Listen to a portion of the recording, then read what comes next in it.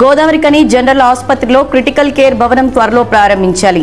జిల్లా కలెక్టర్ కోయా శ్రీహర్ష అధికారులకు ఆదేశాలు. రామగుండం నగరంలో విస్తృతంగా పర్యటించిన జిల్లా కలెక్టర్.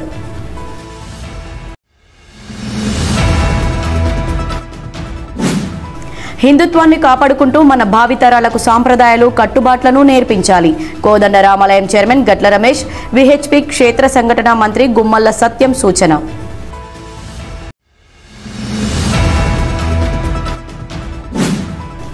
సింగరేణి సంస్థ వాస్తవ లాభాలు ప్రకటించి కార్మికులకు 35% వాటా చెల్లించాలని గనులపై వినతి పత్రాలు ఇచ్చే కార్యక్రమాన్ని చేపట్టిన సిఐటియు.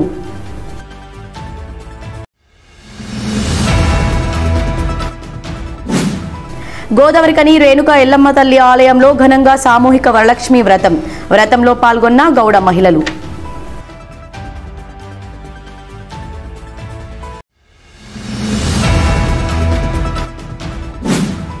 గోదావరికని కృష్ణవేణి విద్యా సంస్థల్లో ముందస్తు రక్షాబంధన్ పండుగ వేడుకలు.